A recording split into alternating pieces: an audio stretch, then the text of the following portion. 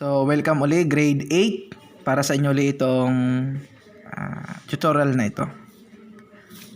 Ang ating question dun sa learning task 3, number 1 ay what is the area of the rectangle whose length is x plus 5 and width is x minus 5. So, alamin muna natin, ano bang question ang hinahanap? Ang hinahanap ay area. Area ng rectangle ang hinahanap doon. So, alamin natin ang formula ng area ng rectangle. So, ang area ng rectangle ay equal sa length times width. So, ngayon, ang nakasabi dito, area, ang given natin, ang length, yung length natin, ang given niya is x plus 5. At yung width natin is x minus 5. Since siya ay hindi pinaghiwalay ng operation, kaya ang gagamitin nating operation is multiplication. So, x plus 5, close and open parenthesis, to symbolize as a multiplication, and x minus 5. Okay? So, ilagay natin sa pinakamadaling paraan. So, x plus 5 times x plus 5, minus 5 rather. X minus 5, not plus 5. Okay? So, dito muna ako nagsimula. X times x equals x squared. X times 5 equals positive 5x. Ito naman kabila, negative 5 times x equals negative 5x. Negative 5 times positive 5 equals negative 25. Then, simplify. So, ito yung magkagaya ng number, magkagaya ng variable, pero magkaiba sila ng sign, cancel. Then, bring down yung mga walang kagaya, x squared minus 25. Ito na po yung area ng rectangle. X squared minus 25. Okay, doon naman tayo sa number 2. So, ang number 2 question is, what is the area of the square whose sides measure 3x plus 4? So, area naman ng square. So, sa number 2 ay area ng square naman. So, ano bang area ng square? Area ng square ay S square. S means stands for sides. So, ang measure daw dun sa ating question ng sides ay 3x plus 4. So, yan ang ating sides natin. So, substitute lang natin. So, ang side natin is 3x plus 4. Yun. Lagyan natin ng to the second power dahil doon siya sa S. Okay? So, 3x plus 4. So, dalawang ulit natin i-multiply yung na doon sa loob ng parenthesis. 3x plus 4. So, multiply natin. 3x times 3x equals 9x squared. Then, 3x times 4x equals positive 12x. 4 times 3x equals positive 12x. Ito naman kabila, 4 times 4 equals 16. Then, bring down natin yung mga walang katapat. 9x squared plus 24. Pinag-plus natin dahil magkagaya. 12 plus 12 equals 24x plus 16. So, magiging ito na yung ating final answer. Ito na yung area ng square. Okay, next. Number 3. So, ang number 3 natin question is, the area of rectangle is 3x squared plus 7x minus 6. What is the length of if the width is x plus 3? So, ang hinahanap, given ng area, ang hinahanap natin is the length. So, yun ang hinahanap natin. So, given natin. So, area ng rectangle is equals to length times width. So, since ang hinahanap natin ay length, mag-derive muna tayo ng formula. So, para materialan dito sa L, so divide natin ng W. So, cancel natin to. So, ang maging area natin ay area of a rectangle divide W equals L. So, yun ang ating susundin. So, ang A natin, do sa given formula, do sa given question, ito yung number 3 ay 3x squared plus 7x minus 6 divide yung w natin, which is the 7x. Sorry, not 76. 7x. Na yung ating width daw ay equivalent sa x plus 3 equals length. So, di-divide natin, dahil ganito, di-divide na natin siya. So, balik tayo dito. So, 3x squared plus 7x minus 6 divide x plus 3. So, sabi ko sa inyo, yun muna na dun sa loob yung ating titingnan. Huwag nyo intindihin yung kasunod. So, dahil ito ay 2 terms, so 2 terms din dito sa tapat na ito natin ilalagay. So, 3. So, divide natin. 3x squared divide yung na dun sa kauna-unahan. Ito. ito. Yan, yung nasa kaunahan. So, diyan natin di-divide. So, x lang muna. Huwag natin ipakalman yung kasama ni x. Yun lang. So, 3 divide 1 equals 3. So, ito, para silang may x. Then, ito ay sila ay division, kaya pinagmaminus ang kailang exponent. So, 2 minus 1, ito may invisible na 1, kaya ang sagot ay x. So, 3x. 3x. So, 3x times x equals 3x squared. So, 3x times 3 equals positive 9x. So, minus natin. Subtract natin. Yung lahat pinapalitan.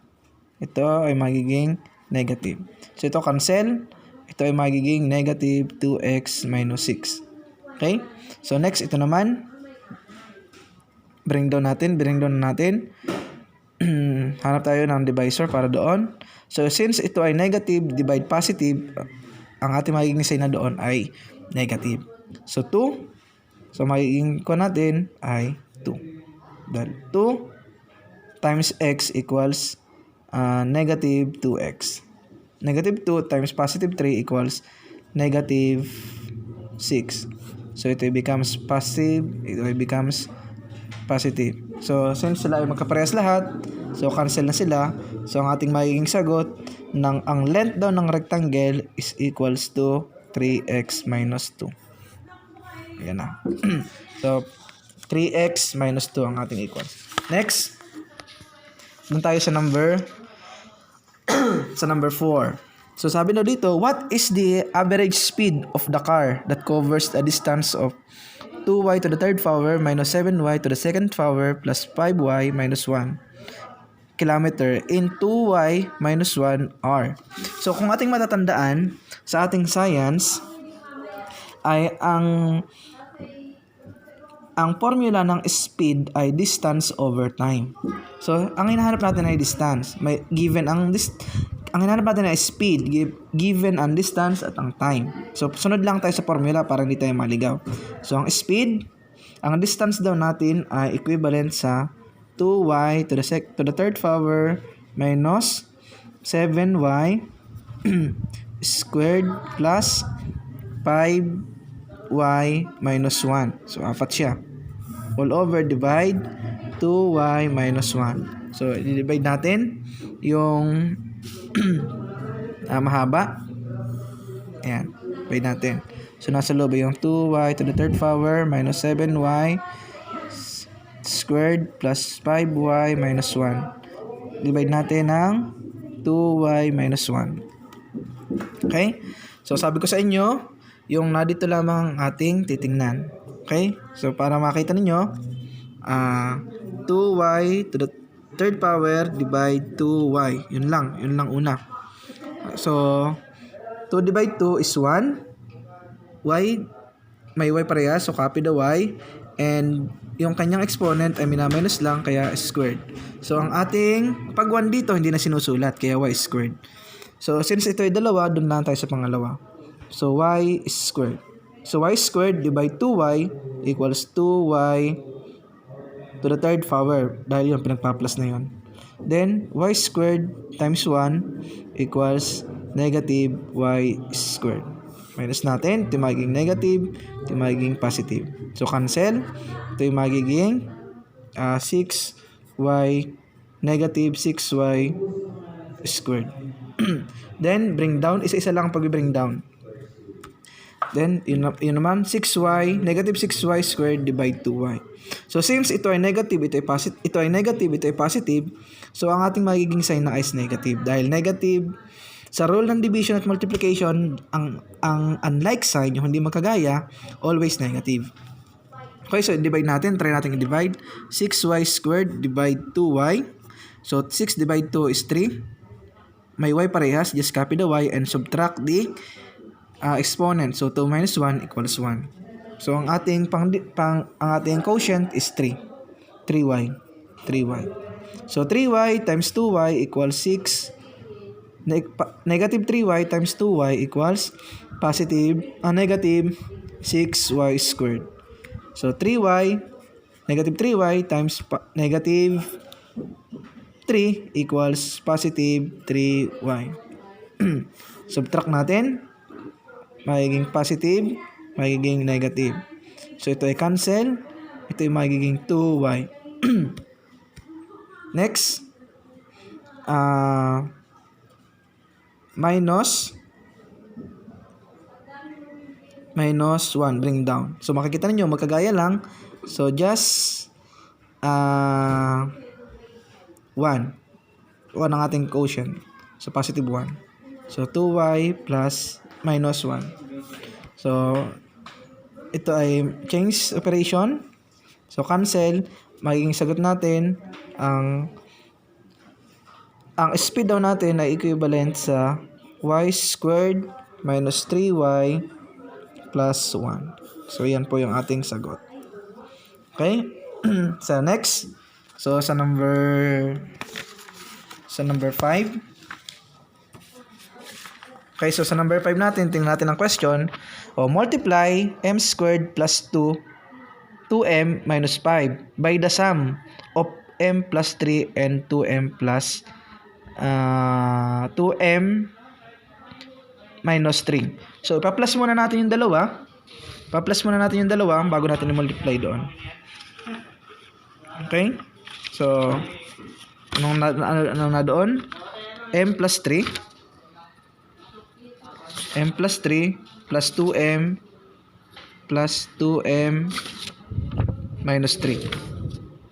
So, minus 3. So, pag pinag-plus natin itong dalawa, magiging 3m. Ito, cancel na siya, kaya 3m lang ang sagot sa una. Ito ay number 5.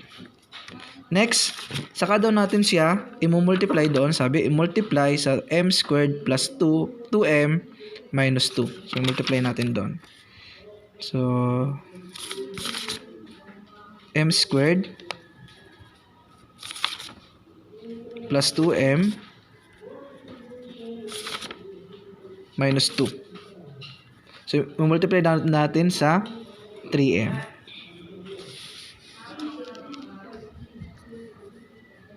Okay?